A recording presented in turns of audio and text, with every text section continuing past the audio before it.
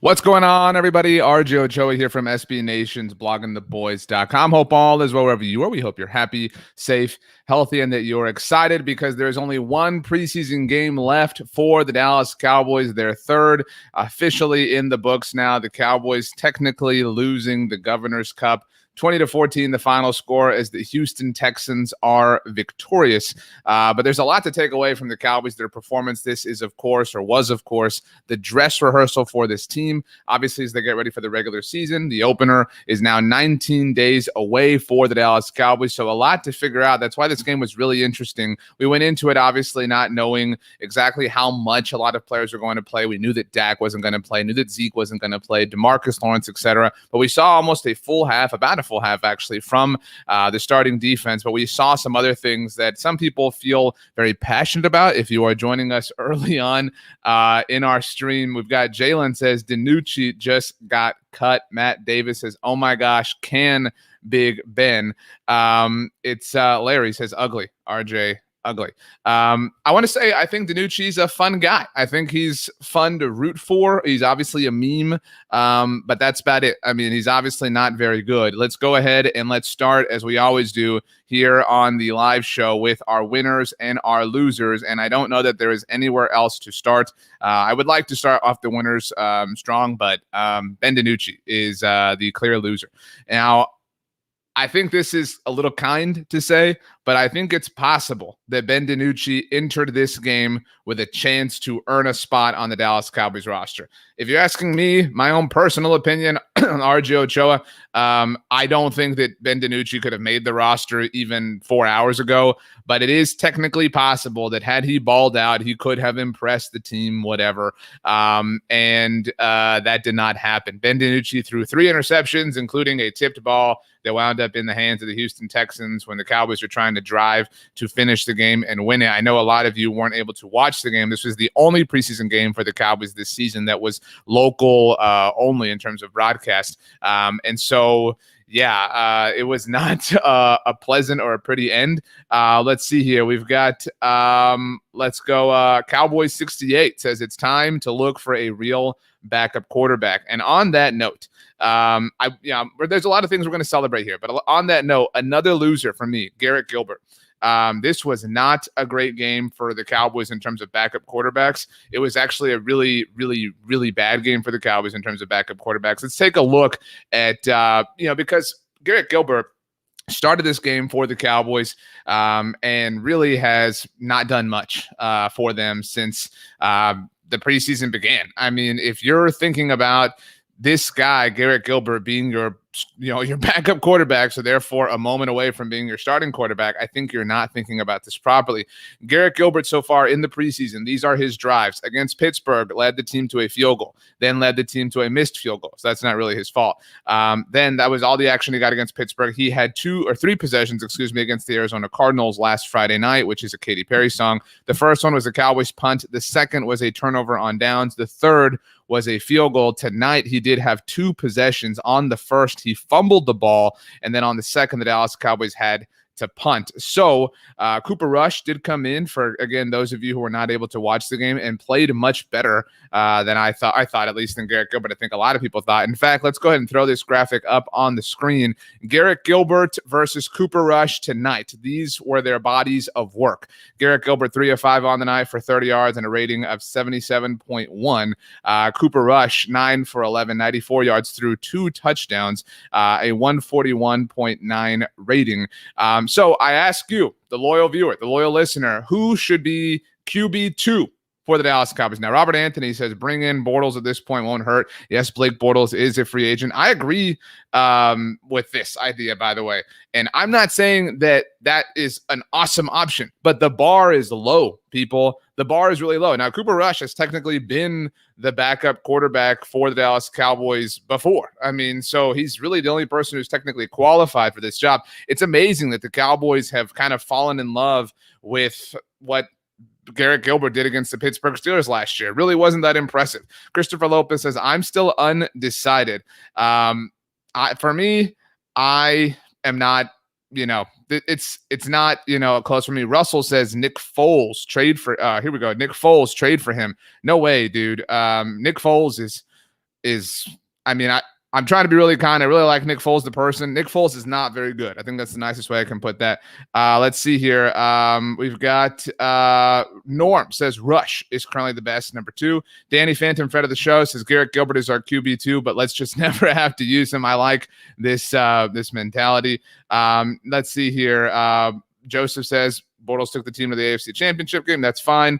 Look, I ultimately don't think that Blake Bortles is that great of an upgrade, but here's the thing. We are 19 days away from the season opener. 19 days from this exact moment, if you are with us live, the Dallas Cowboys will be 1-0 because they will have successfully defeated the Tampa Bay Buccaneers. Dak Prescott will have thrown for 312 yards, 2 touchdowns through the air. He will have rushed one in himself. He'll have done a celebration to show off how his arm is not amputated like a lot of people around the national media seem to think. But the reality, look, I don't know if you've ever watched that show. What is it called? I think it's called Designated Survivor. I think it's on Netflix. It's about the person who's like 7th in line for the presidency. And it's about that person ultimately becoming the president of the United States. And the person who is QB2 for the Dallas Cowboys is a moment away, a terrible freak accident with Logan Ryan in coverage, away from being the most important player on the Dallas Cowboys. So I don't know how anybody can feel confidence in this. So while the losers here are technically only Garrett Gilbert and Ben DiNucci, I think an honorable mention loser, we don't have this listed, is the Cowboys coaching staff for this evaluation. It hasn't really been that great. They've made a lot of great additions to this team this offseason, but they did ignore the QB2 position, which is amazing given the fact that they saw what they did in terms of how bad their team was without Dak Prescott and without Andy Dalton even last season. What's amazing beyond that is that they even learned that lesson the year they drafted Dak Prescott. After Tony Romo missed all that time in 2015, the Cowboys did nothing to improve the depth of their quarterback position. They ran it back with Kellen Moore. They drafted Dak, and they got ridiculously lucky. But so that's that. So let's talk about winners. And a lot of people are mentioning Micah Parsons. We do not have him as a winner, but Micah Parsons was unreal tonight. And I didn't list him as a winner. I do write this after every Dallas Cowboys game, winners, losers, and honorable mentions at bloggingtheboys.com. I wanted to share some love around. So Micah is an obvious winner. This was amazing. Walk up over center. There he is right there. You can see the respect they have. He's able to occupy both offensive lines. That is just, I mean, that is a different kind of speed, a different kind of freakish athleticism. We're going to play it one more time. And if you're listening to the podcast, make sure you go back and watch the live show. Whenever you get some time on YouTube, you can subscribe to the Blog of the Boys YouTube channel. We have a lot of stuff that we put out every single week. But Micah Parsons chasing Tyrod Taylor. It's Tyrod. Nobody get it wrong. And just, I mean, this is astounding. Walk up over center. There he is right there. You can see the respect they have. He's able to occupy both offensive lines. Yeah, I mean, it's really impressive what Micah Parsons has done now through 3 preseason games. He has found a moment to flash in every single one of them. Obviously, he recovered the fumble in the first game against the Pittsburgh Steelers. He helped Keanu Neal strip the ball away last week against the Arizona Cardinals. And this play ultimately is not anything that shows up in the box score, but it is an impressive moment, again, of athleticism by Micah Parsons. So congratulations to him in that capacity. We've got a lot of comments for Jabril Cox. You know what? We're going out of order the way I listed it, but you know what? Jabril Cox, definitely a winner. Jabril Cox, this was his best moment, I thought, as a Dallas Cowboys linebacker. Jabril Cox, especially, as the game wore on, looked really, really, really good. The Cowboys, obviously, everybody's talking about Micah Parsons, but Jabril Cox, check this out. This happened as Zach Martin. I know, again, a lot of you didn't have a chance to watch the game. Zach Martin was doing an interview with the broadcast with Kyle Yeomans, friend of the show, and Jabril Cox had a really, really, really nice tackle.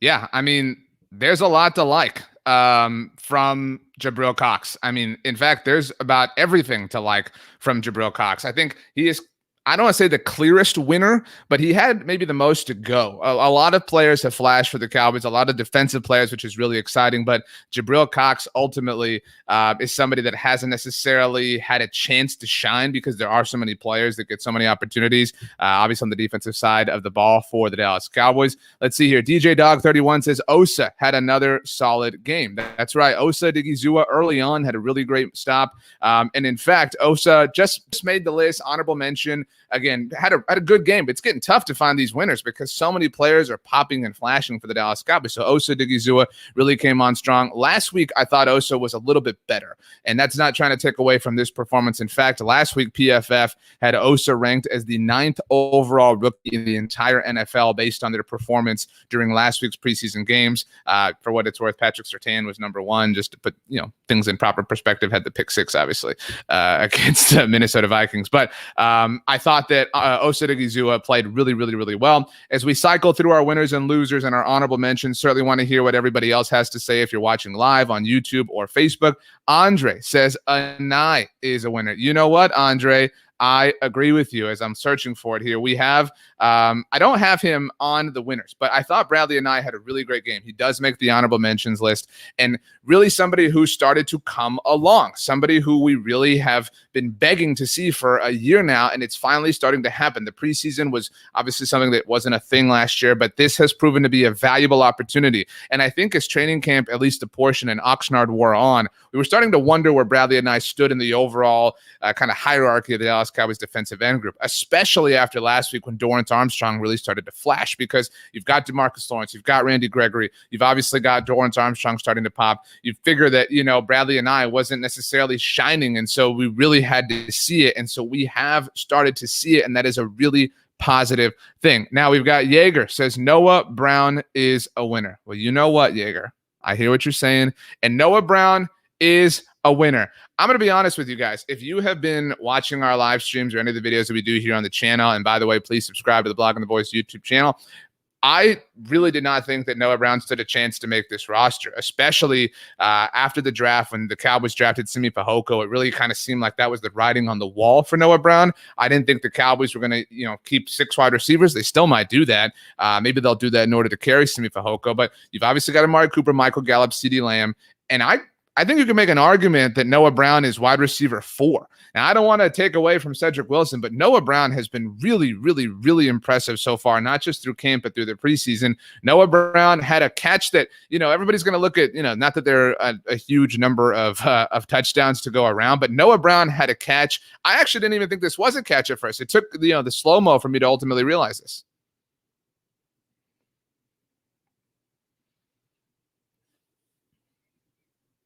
Gets that elbow down. Take one more look at this. This is incredible body control. And again, my apologies. I wrote off Noah Brown. I was wrong. Egg on my face. I'll eat the L. I'll hold the L, whatever. Noah Brown is really, really, really impressive.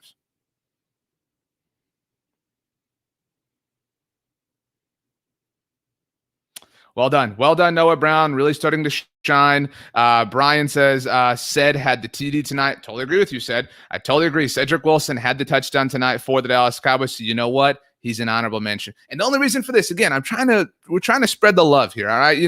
I realize that Cedric Wilson had this score, but we knew that Cedric Wilson was safe on this team. Cedric Wilson did not need to have a bright camp or a bright preseason. His job was not in jeopardy. I do think that perhaps Noah's was. He has definitely come a long way to establish that he is not necessarily going anywhere. But Cedric Wilson did have the touchdown. It was really nice. It was part of Cooper Rush's game. This was, for anyone who did not see the game, this was the end of the first half, and it was really nice to see.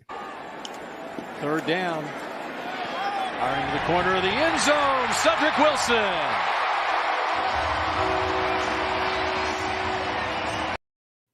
Same end zone where Cedric Wilson actually threw a touchdown to Dak Prescott last year. So really nice moment for Cedric Wilson to get on the board. We hadn't seen a lot of, scoring this preseason for the Dallas Cowboys. Andre, by the way, says keeping 6 wide receivers. I'm assuming this is an interesting question. If you're watching, we didn't see a lot of Malik Turner tonight, or at least nothing that really flashed, but who is your 6th wide receiver? If you're joining us live right now on YouTube or Facebook, we've obviously, we're all in agreement. Amari, Michael, CeeDee, and then we've got Cedric and Noah, however you want to order them. That's your top 5. Who is your 6th? Is it Simi Fehoko or is it Malik Turner? Because the competition really comes down to the 2 of them. I do think this is we say this every year as Cowboys fans, there is somebody out there, I guarantee you, it's none of you that are watching or listening live, but somebody's like, dude, we can't put Ben DiNucci on the practice squad because somebody's going to poach him. People say that about every player. But that might literally be true for Simi Fehoko because he is somebody who a lot of teams coveted because of the physical size, might need some time to kind of grow and assimilate to the NFL game. So somebody else might be willing to take on that project. In fact, another general manager in the NFL, John Lynch, said during the Pro Football Hall of Fame game that the San Francisco 49ers had their eyes on Simi Fehoko, obviously a California guy. Let's see here. Carl Smith says Turner. Red Key says Simi Fehoko. Christopher Lopez says Fehoko. Megan says Malik. So we've really got people split here. Brian says Malik. Andre says Fehoko. Is this an interesting, roster battle that's, going to kind of be fun to watch over the course of the next week? The Cowboys, by the way, do have to cut 5 more players by Tuesday. So let's do that, actually. Let's put this question up here for you. Let's see how much I can multitask with my hands while I talk. What 5 players will the Cowboys cut on Tuesday? Because that is a day that is obviously a significant one across the NFL, as every team in the NFL has to drop from 85 to 80 players. So let's play this game right now. What 5 players will the Dallas Cowboys cut? Now, they kind of cheated last week. The Cowboys technically put 2 players on injured reserve, and Reggie Robinson, obviously. And they also, by the way, applied the injured waive designation to Anthony Hines, the linebacker. But Shewo Olaniulua was also placed on injured reserve. The Cowboys truly only cut 2 people. In fact, they also even placed Hunter Nicewander on the waived injured reserve, or gave him that designation this week, and he also reverted to injured reserve. So the Cowboys have ultimately only said goodbye to 2 players so far this preseason period. Now, Richard Smith says should cut DiNucci and Steele. Here's the thing, and nobody wants to hear this. You can't cut Ben DiNucci. You can bet your bottom dollar that Ben DiNucci, Odessa Graham says please DiNucci. Brian says cut DiNucci tonight. No need to wait. I promise you, their Cowboys are not going to cut Ben DiNucci. There's no reason, because next Sunday, the Dallas Cowboys play another preseason game. And look, it seems like based on the comments here that we're all kind of split in terms of who should be QB2 for the Cowboys. Should it be Garrett Gilbert? Should it be Cooper Rush? Whoever it is, whoever QB2 is for the Cowboys cannot play next week against the Jacksonville Jaguars. Next week is just backups. That's all next week is. You don't want to play anybody of any significance next week. Next week, Ben DiNucci is probably going to play 3 quarters. All right, and that's life in the NFL. And maybe you view that as cold, whatever, but that's why in no universe will Ben DiNucci be part of the people that are cut on Tuesday, because you need him to be the guy to throw next week when you're in the final moments of the preseason. Michael Scarn says, RJ, can you throw? I cannot. Sorry about that. So what 5 players? I think the Cowboys could, it's tough. I mean, I think you're looking on the defensive side of the ball. Christopher Lopez here says, let's see, got 5 players. Burton, DiNucci, Dixon, Davis, and Hardy. Jaquan Hardy's an interesting answer. Kula Damastis says, I'm actually excited to see more of the Nooch. Larry says that will be unwatchable. Yeah, I'm not saying it's going to be good. It is, but it's predictable at the very least. Let's see here. Robert Anthony says they're definitely going to cut either Knox or Hardy. Yeah, Jaquan Hardy feels like, that one feels that one's like the only one I can say with confidence right now. I mean, maybe we're talking about a corner. Sean Springer says Justin Hamilton. I don't know. That feels like a stretch to me. Alan De Leon says Parker, maybe. By the way, basically memes says, so we cut him immediately after the checks. Yeah, Ben DiNucci should be part of the roster cuts when the Cowboys get down to the final 53-man roster. Brian Rail says, I didn't like Sprinkle at all tonight. This is an interesting point as we get away and kind of get back to the game. Jeremy Sprinkle's in an interesting spot because I know we were talking about the roster decisions that the Cowboys are going to have to make. We've seen them obviously utilize this stash method, this waived injured reserve method, or outright injured reserve in the case of Reggie Robinson and Shewo.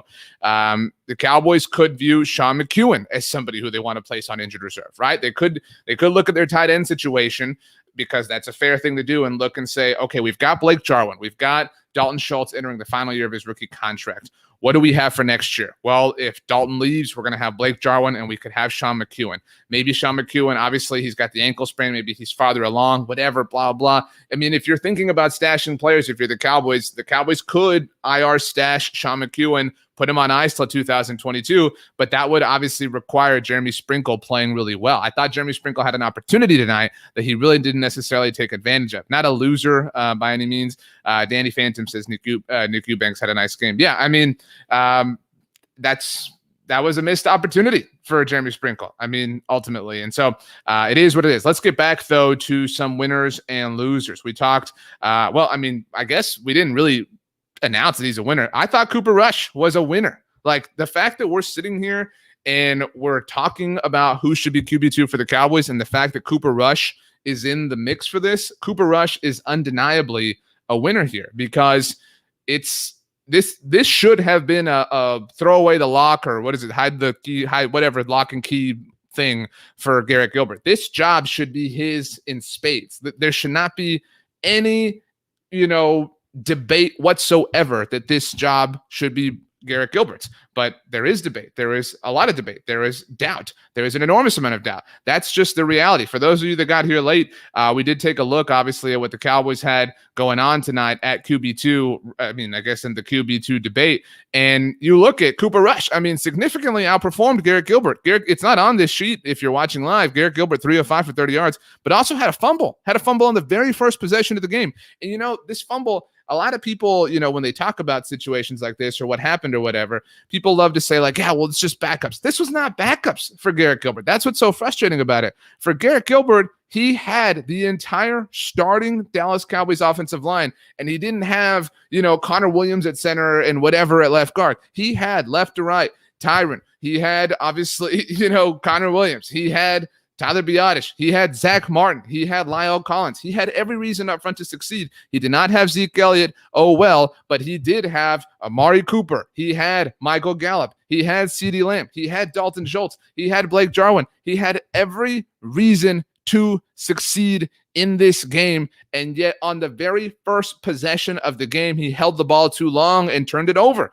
And that's really, really not good. I agree with Austin. Austin says it really says something if we want Rush over DiNucci. Now, I also agree with DJ Dog 31 here. Cooper Rush played well, but he is a good third-string quarterback. We can do better than the bunch we have behind Dak. I agree. And I know a lot of people love to say the likely QB2 for the Cowboys is not on the team at this moment. And that might be true. But we are 19 days away from the season opener, and we are unsure who the second most important person is in some theoretical, line of thinking is on the Cowboys. And that's a really frustrating example.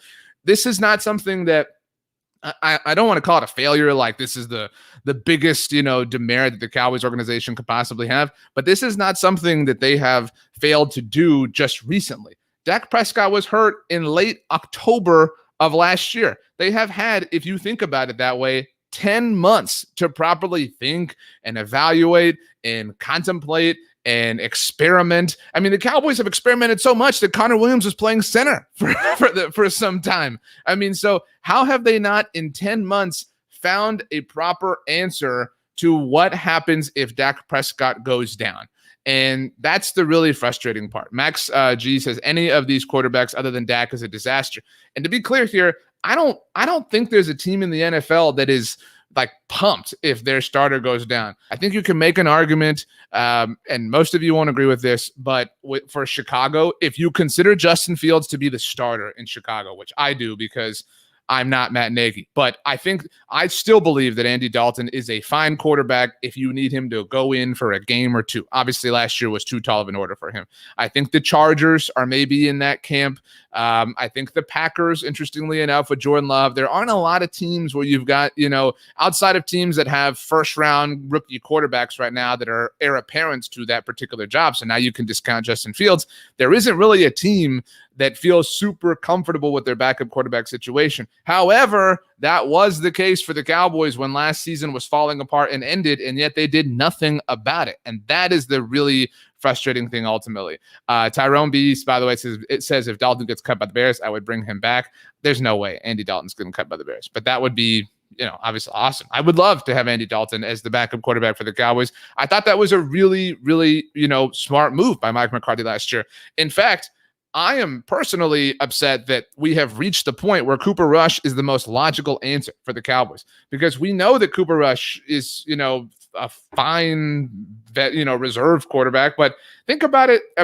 At one point in time, 4 years ago, Cooper Rush was an undrafted free agent quarterback, and he was the answer if Dak Prescott went down. That was really silly. if you think about it. And that's why I loved the importance that Mike McCarthy placed on the position last year, but the Cowboys have not done that, at least this offseason into this season. Hunter says, in your opinion, who would you reach out to have as QB2? Right now, in my mind, the best option, some people will say Robert Griffin III, Blake Bortles. That's the best option. And that's, again, not saying that that's a great option, but that is the best option right now.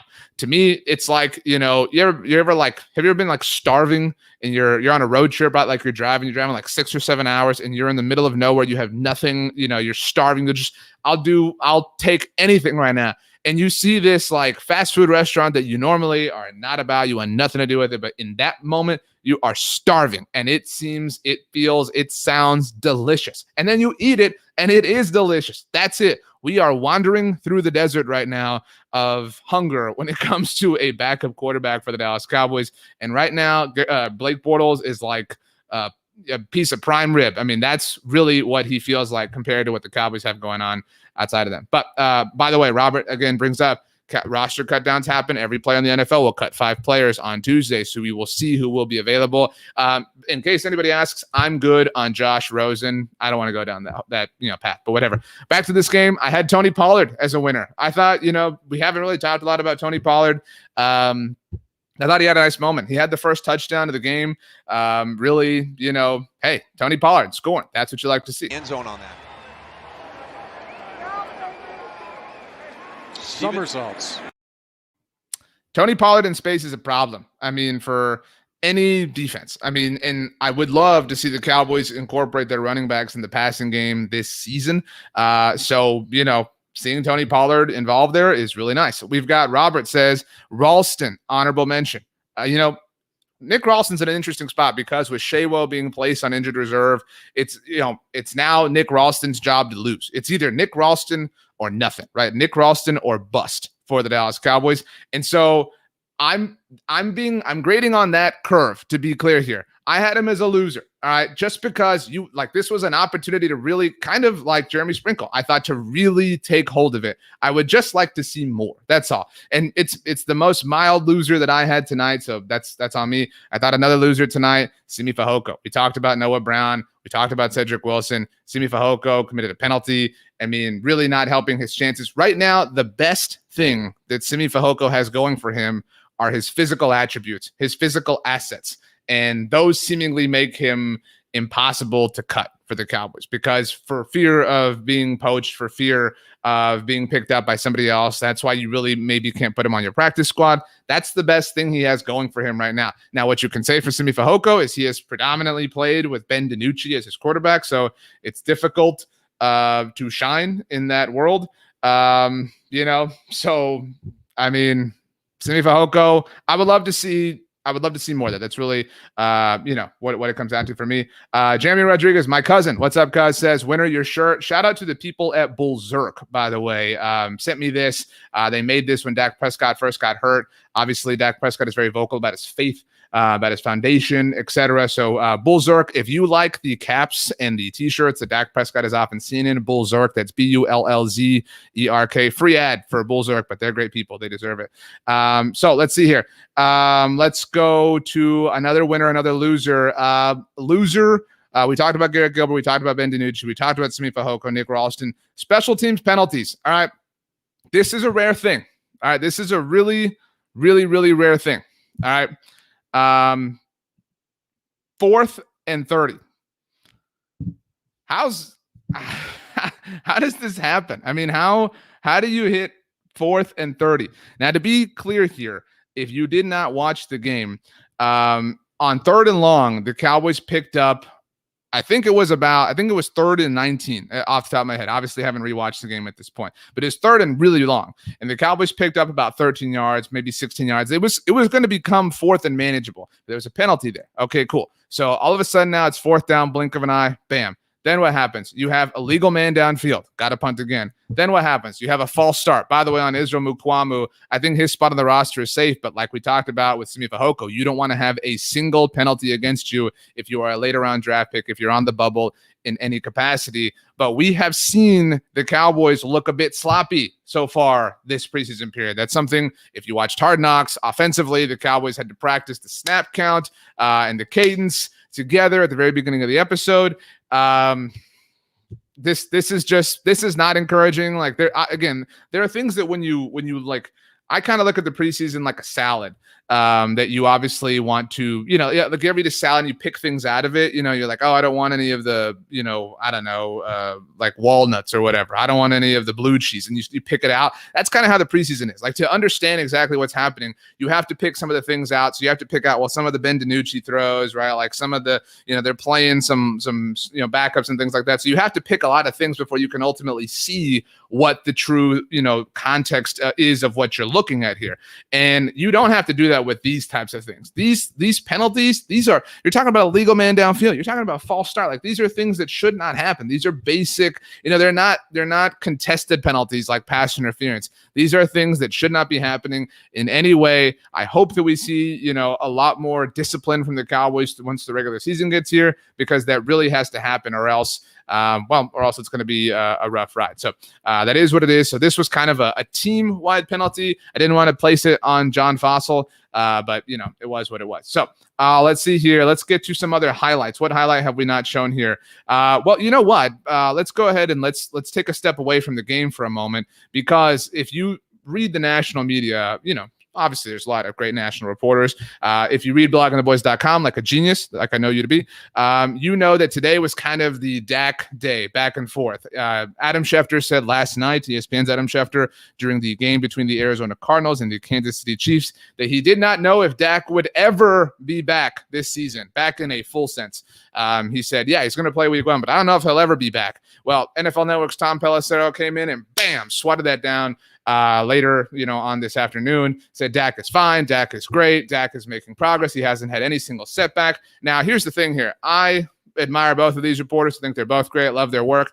But if you are going to trust the word of one national reporter when it comes to the Dallas Cowboys, it should be Tom Pelissero. I wrote about this today at bloggingtheboys.com, but in case you forgot, Tom Pelissero was the reporter with Mike McCarthy at McCarthy's Barn in Wisconsin that did the McCarthy project. So seemingly Mike McCarthy is very close with him. What's more is a few weeks ago, back in Oxnard, Tom Pelissero had a one-on-one, technically one-on-two interview with McCarthy and Dak. He is as connected as anybody can be to Mike McCarthy specifically. So if you are going to trust the word of one national reporter when it comes to Dallas Cowboys news, and obviously the Dak Prescott situation is the biggest story out there right now, it should be Tom Pelissero. That being said, Dak Prescott did throw during the pregame, looked great.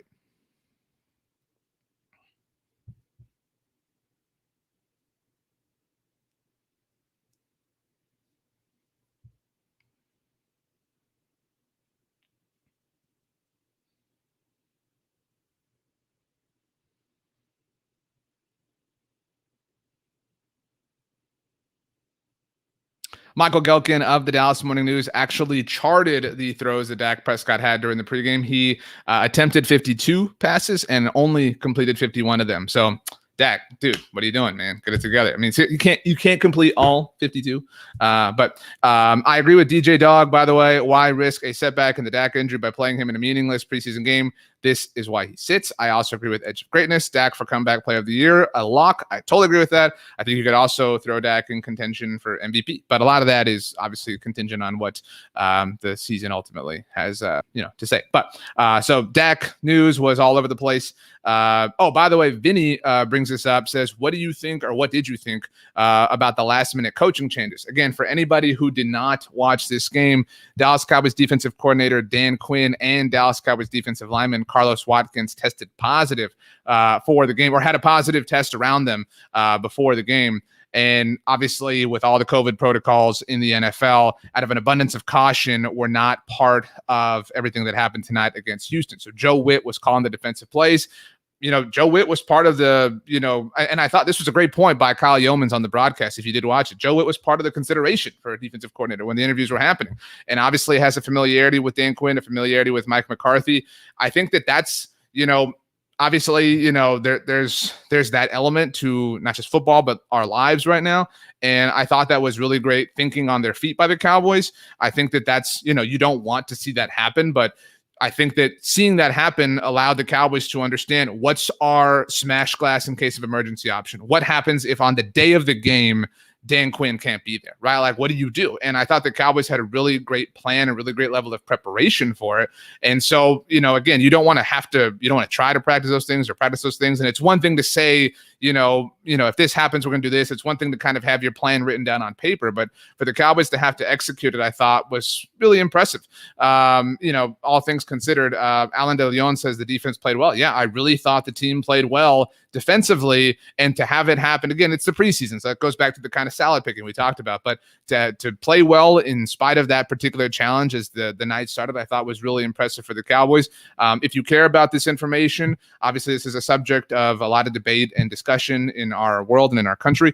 But it was reported that the Dallas Cowboys are at 93% vaccination from a player standpoint and 100% vaccination from a football staff standpoint. So that is where things stand with the Cowboys. But we talked about the Dak pregame throwing. Let's talk about now another winner, because we didn't really have an opportunity to say this guy was a winner through the first 2 preseason games. So I'm going to take the first opportunity that I have. CeeDee Lamb. I thought CeeDee Lamb was a winner tonight. I mean, he's CeeDee Lamb. he's CeeDee Lamb. And so I'm going to announce CeeDee Lamb as a winner whenever I can. Didn't play a lot, and that's okay. I don't think anybody's worried about him, but he had this. There aren't a lot of people on this earth who can do this. Out there for the first time this preseason. They fake, looking left, fires left. Flag in the secondary. CeeDee Lamb on the receiving end. I agree with Frank. Lamb is wide receiver 1. I've said this a million times so far this offseason and entering the season. I would not take a lot of overs when it comes to the Cowboys. And if you're somebody who, who wagers, who gambles, I would not take a lot of overs on the Cowboys. I think a lot of people look at the Cowboys offense and think they're going to put up all these numbers. And I think that that's just not going to happen because the Cowboys aren't going to be in situations for that. One of my favorite stats, it's a terrible stat, but last season, through the first 7 games of last season, shout out to Monica Gelder, the Dallas Cowboys began an offensive possession on the positive side, therefore the opponent's side of the 50-yard line once. All right, one time in the first 7 full games of last season, the Dallas Cowboys began a possession on the positive side of the 50-yard line, so less than 50 yards to go, one time. All right, now that speaks a lot to the defense's inability to generate turnovers or to generate 3 and outs. Obviously, over and over again, the other offense is having success moving further downfield. So if they are punting, you're getting the ball further back. I mean, so every drive for the Cowboys had to go 75 yards, 80 yards, 81 yards, whatever. And that I think the Cowboys defense is going to be better this year. So I don't think that is necessarily going to be available for them, if that makes sense. Now, Todd Cook says Lamb number 1 over Cooper. Come on, man.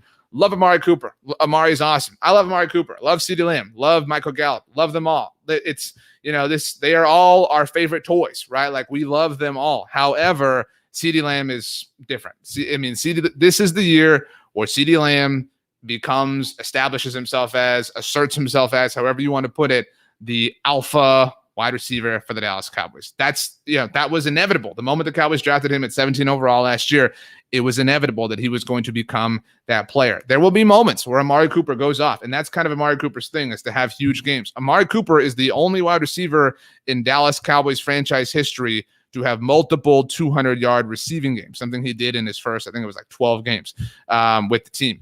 I mean, he is unreal in a lot of different ways, but CeeDee Lamb is going to outperform him this season. That is something that I feel very confident in. I agree with Frank. Lamb has a higher ceiling. That's really what it's about. I mean, all due respect to Amari Cooper. He's awesome. Amari, by the way, finished the night with negative yards. He did have he had the reverse. There was a reverse for Amari Cooper that was weird and glorious and fun. But CeeDee Lamb, a winner. So, our winners, in case you joined us late, we have CeeDee Lamb, Cooper Rush, Tony Pollard, Noah Brown, and Jabril Cox. Among the losers, Garrett Gilbert, Ben DiNucci, special teams penalties, Simi Fehoko, and Nick Ralston. Now, we do have to get to honorable mentions. We mentioned Rico Dowdle. We mentioned Osa Odighizuwa.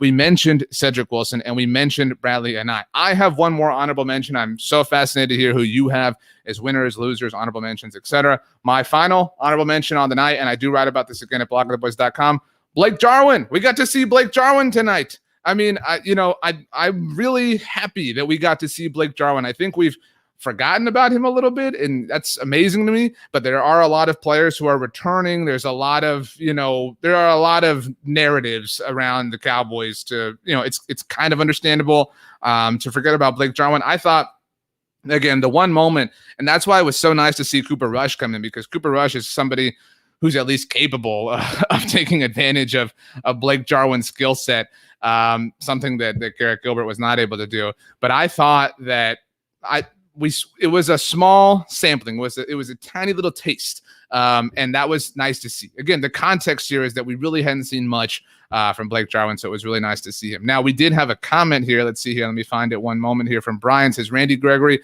has to be at least an honorable mention. Totally agree. Randy's awesome. I mean, I'm so excited to see Randy Gregory play a full season. I think we're all ridiculously pumped, but we've given Randy a lot of love. It's understood. Randy has now reached a level where it is implied that he is a winner or honorable mention. He's automatically on the list. So, that's kind of where we are with Randy Gregory. Let's see here. Bad Monkey. Oh, I don't know where Good Monkey is. Says, yes, Blake Jarwin. I feel like the spotlight has been on Dalton Schultz. Nice to see you mention him. Appreciate it from the Bad Monkey specifically. DJ Dog 31 says, Jarwin and Schultz showed what kind of routes they're good at. Yes, it was a nice night overall in that sense. Let's see here. We have one highlight that we have not played yet. We have two highlights that we have not played. It's a lot. Let's go here. Let's mix it up.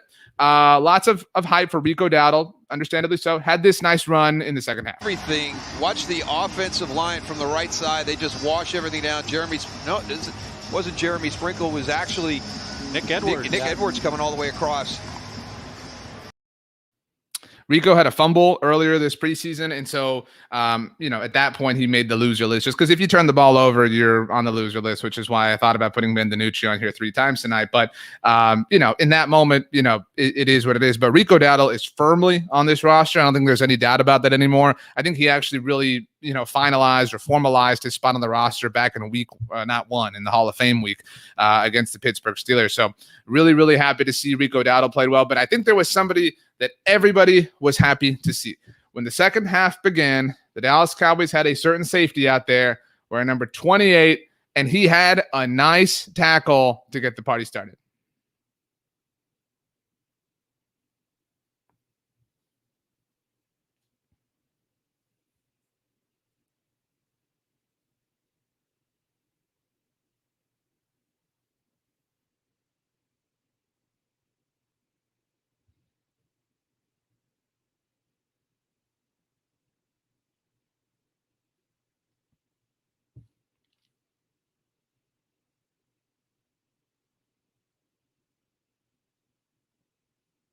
It's Malik Hooker. Malik Hooker, really nice to see him. Really just really nice. I don't know a Cowboys fan who wasn't pumped about this. DJ Dog says Hooker laid the wood clean hit. Actually, I want to play this for you one more time because my favorite part about this isn't even the hit. It's how Malik Hooker plays this. I believe you can still hear me right now. If you can't, then this is really embarrassing. But, obviously the broadcast angle, you see him come in, bam, right there. Okay, great. That's awesome. But my favorite part about this, shout out to, the Houston Texans quarterback situation, clearly in flux. Watch Hooker. You can see him at the top right there underneath the Cowboys star at midfield. Watch how soon he breaks on this. He's watching play action. Okay, boom, there he goes. And that's the instinct that we're looking for at the safety position for the Dallas Cowboys. We haven't seen that in a very, very long time. And I'm not trying to say that all of a sudden the Cowboys have stumbled on to the next great safety or anything like that. But there's no question that Malik Hooker has great instincts. There's no question that Malik Hooker has a lot of talent. He was one of the best college safeties really ever at Ohio State. And obviously he hasn't really found a groove or taken real hold in the NFL. But there is a reason that he is who he is, and there's a lot to like about that. As Allen says, he starts moving before the pass. Yes, I mean he understands his play action. He knows where the ball is going, so he's getting there to ultimately get some sort of disruption. And ultimately, he stops the play. It's not like there's a PBU on this or anything like that. But this is it's an incredibly small. It's a microscopic sample size, looking at the type of impact that he can have on the Dallas Cowboys defense with Dan Quinn, with everybody around him. And if we get that kind of play week in and week out, then it's it's fair to think that there is legit promise for this group. And the ceiling is not that high. All right. Let's be clear here. The ceiling is not that high with the Dallas Cowboys defense. However, the floor has come up substantially. The floor, I mean, we were down like, Middle Earth. I mean, floor last year, but the floor has come up substantially for the Dallas Cowboys defense. Max G, I think it's Gee, it might be Gee, apologies, says Wilson and Hooker at safety. Totally agreed. DJ Dog says Hooker has better physical traits and instincts than we have seen in a long time. Yeah. And this is kind of like, QB2 for the Cowboys, but it's almost, you almost want to, I feel like we all just want to sit the Cowboys brain trust down and be like, wow, it is so interesting what happens when you bring a talented person in to play the safety position. It's almost as if the talent is on display and can help you, right? Like that's a cool thing. Like maybe you should do that. And so in that sense, I mean, hey, it just, whatever. Brian Rail says, I like this, and I can't confirm this right now. So if anybody can, while we are on live, you will automatically be tonight's MVP. But Brian says, RJ, you like weird stats, which is definitely true. As an example, last week, Manchester United's Bruno Fernandes had a hat trick to start the season. The last time that a Manchester United player had a hat trick to start the season, this is a true stat. The Dallas Cowboys won the Super Bowl. I love things like this. But Brian says, I believe that all 3 Super Bowl wins in the 90s, the Cowboys lost every preseason game in those seasons. So if anybody wants to be our hero, double check right now that the 92, 93, and 95 Dallas Cowboys lost their preseason games. Now, we have some people chiming in here with support. Christopher Lopez says, I think it's true. Jason White says, that is true. We lost all preseason games. If somebody can send me a screenshot of this on Twitter at RJ Ochoa, you want to DM it, my DMs are open. I would like to see this. So if that is true, lock it up. I mean, what are we wasting our time for here? Let Ben DiNucci start at quarterback for what it's worth. I mean, it's happening. It's guaranteed. The prophecy has been foretold. I mean, it is absolutely happening. So in all seriousness, though, I mean, what do we think? Because now we're at the point, we've talked winners, we've talked losers, we've talked honorable mentions, we've gone through highlights. Man, we are really working. We are really burning the midnight oil here.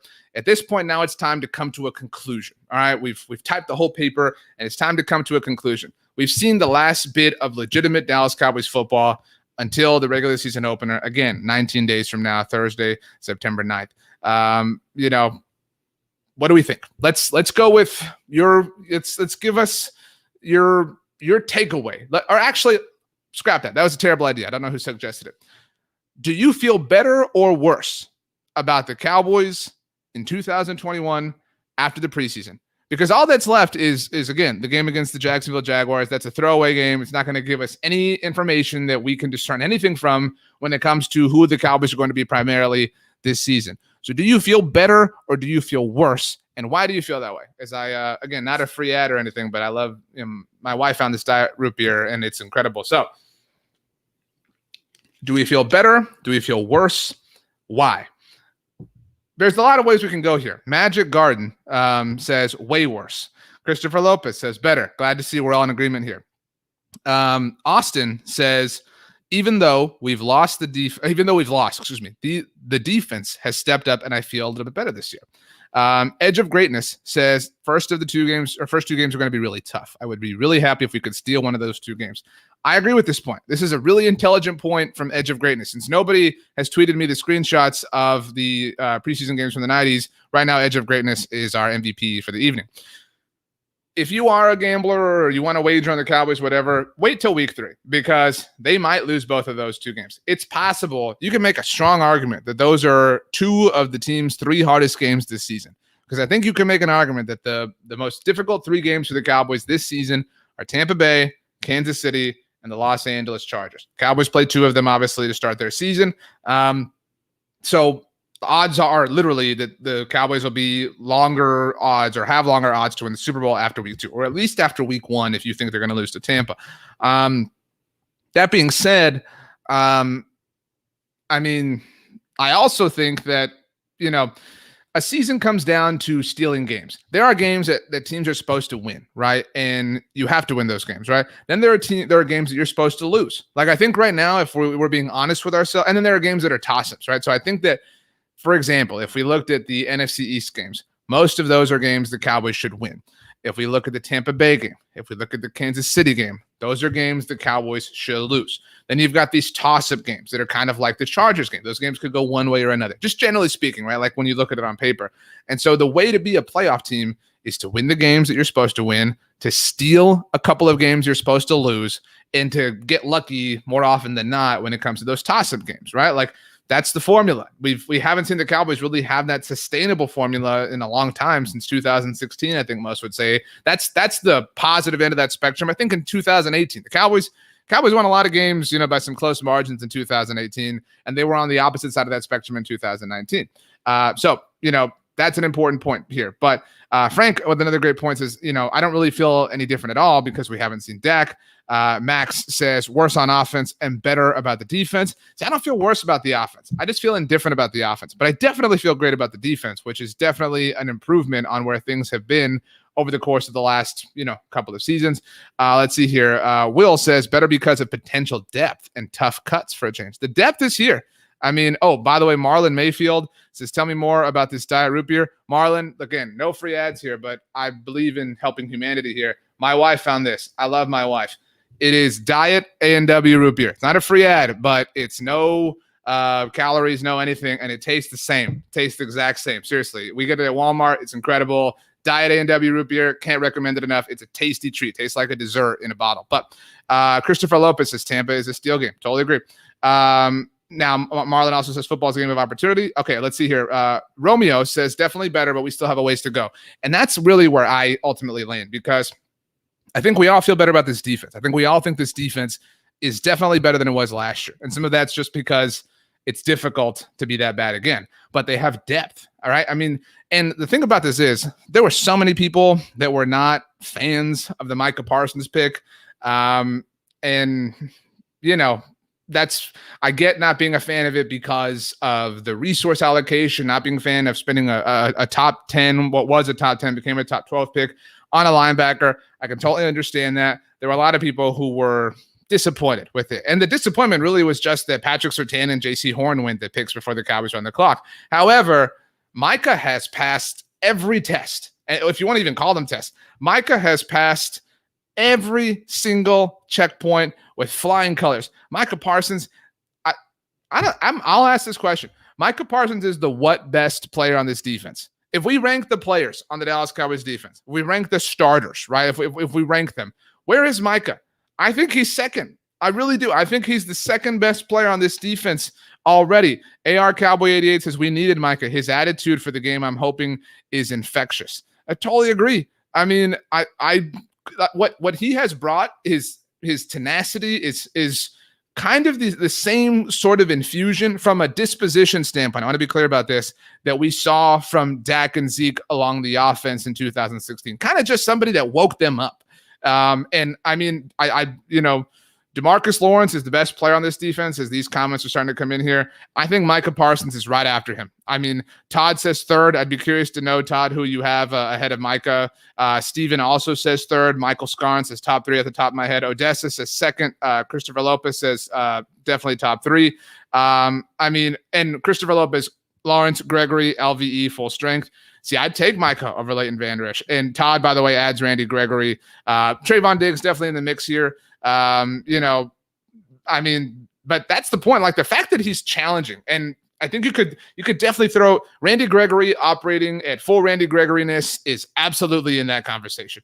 Trayvon Diggs, I would love to see it at the next level here. And I mean, I'm not doubting what Trayvon Diggs has done to this point as a Dallas Cowboy, but I'm really anxious to see it again here in 2021. So even if we're pessimistic, not that that's pessimistic, but even if we live on that end of the spectrum, even if we say DeMarcus Lawrence, Randy Gregory, Trayvon Diggs, fine. He's still in the top half. Like the fact that he's in the top half, borderline top three, borderline top two, whatever, for a player that we weren't even really that pumped about is incredible.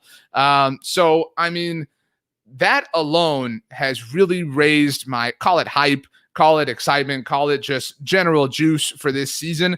And I agree with most of you in the comments. I really believe that he is going to raise the bar, raise the floor of this defense. And that is something that has really been needed for a very long time. So Micah Parsons is, and then when you factor in Randy Gregory, that's an element that wasn't totally there last season. Like, we're over here saying that, a lot of us are saying two of the top three defensive players for the Cowboys are Randy Gregory and Micah Parsons currently. Well, you didn't really have them last year, right? Like, in full totality.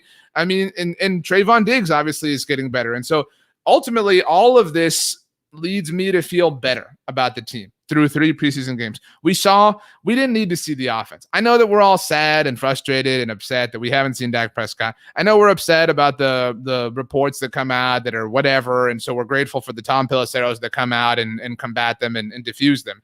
But we didn't need to see this. We did not need to see that this offense. We did not need proof of concept here. We know this offense is going to be very good. Are they going to be the number 1 offense in the NFL when it comes to yards and touchdowns? Who cares? As long as they're at the top of the NFL when it comes to efficiency, EPA, things like that, that's what really matters. They're an offense that is good enough to win a Super Bowl with. We all believe that. This defense has come along in a way that has, been sorely needed, and in a way that now can somewhat match what the Cowboys do offensively. We talked about all the drives the Cowboys had that had to go long stretches of the field last year. If this defense can provide shorter fields, even if it's not turnovers, even if it's forcing 3 and outs or punts or whatever the case may be, that goes a long way. By the way, Danny Phantom notes the Cowboys were 2-3 in 1992 in the preseason. I believe this is Danny's point here. I don't think there's anything else happening here. 1-3-1 in 93. And also 2-3 in 95. So the point about the Cowboys losing all 3 games in the preseason has been disproven. Oh no. Wow. Oh man. Thank you though, Danny, for the research. You're the best. Even though you crushed all of our dreams. Danny Phantom, everybody go read his work, follow him on Twitter. Danny is the man in every single capacity. He is on Twitter at Danny Phantom 24. Great guy, great friend of the show. So I feel better about the Cowboys. I think you feel better about the Cowboys. And now it's just, I wanted to kind of end with this because we are 19 days away. That's a long time.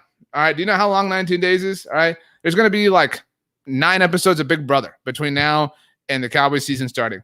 And that's a lot of time for idle hands. All right. So we're going to hear reports. We're going to hear stories. We're going to hear all this murmuring. All right. Stay calm, stay cool. This is a team that we feel very confident in, a team that we're really excited about, a team that definitely has some ways to go in certain areas, but that's life. No team is perfect right now. None, not even the Tampa Bay Buccaneers. So there was a question about record prediction. I'm between 10-7 and 11-6 right now. That's if you told me the over-under was 10.5 wins for the Cowboys, I would struggle, but I'd lean over. I think because when you think about their schedule, right? Or rather, when you think about the quarterbacks they have to play, that's really what it comes down to for me, is the quarterbacks for the Dallas Cowboys, because they are not very good. All right. When you think about it, these are the Cowboys quarterbacks that are the quarterbacks that they will have to play against. All right. In order. And you can play this game yourself, win-loss. Tom Brady, probably a loss. Justin Herbert, toss-up, like we said. Jalen Hurts, probably a win. Sam Darnold, cool. Daniel Jones, awesome. Mac Jones, maybe. That'll be interesting. Week 6, New England.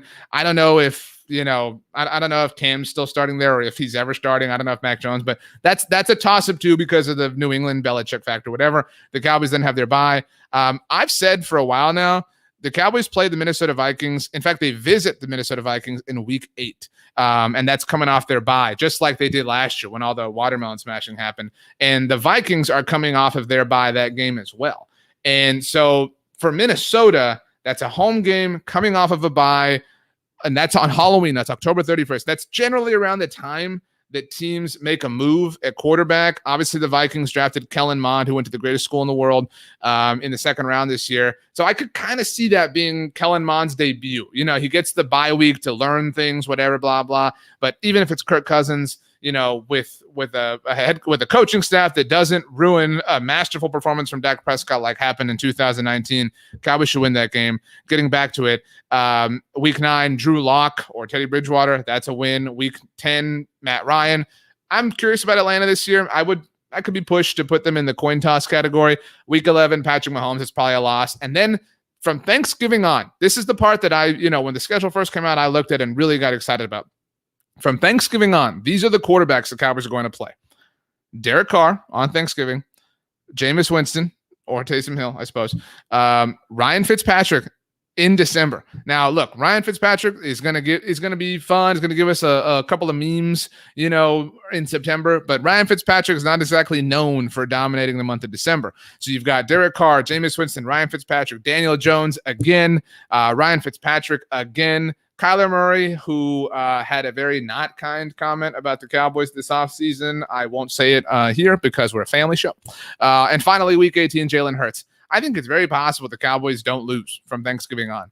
I mean, they might lose one. I mean, from Thanksgiving on is really nice for the Cowboys. And that's why, the fact that their first 2 games are so hard sucks, but it also is really nice because after week 2, it's not, easy street for the Cowboys, but it is definitely not terrible. And that's something to look forward to. So I think 10-6, 11 or 10-7, 11-6, still getting used to all this. Maybe 12-5 if things break right. Like I think they're in that between 10 and 13 wins. 13's obviously a lot of things go their way. They're really fortunate from an injury standpoint, etc. 10 wins as they had to battle some adversity, whatever. But they're in that range, I think. I don't think they're capable of being the 1 seed this year. I can't see that personally. And obviously there's no bye for the 2 seed. But I think the Cowboys they're going to win the division. They're going to be a 3 or 4 seed. And I think that, I've said this before, and I'll say it again one last time here. It would be sweet poetry. I mean, absolute sweet poetry if Aaron Rodgers' last game as a Green Bay Packer was a playoff loss at home at Lambeau Field against the Dallas Cowboys, the team he's tormented for a long time, much to our own internal frustration, led by the head coach who he ran out of town. That would be poetry. And I'm really kind of rooting for that to happen in a lot of senses. But so this was a really fun post-game show.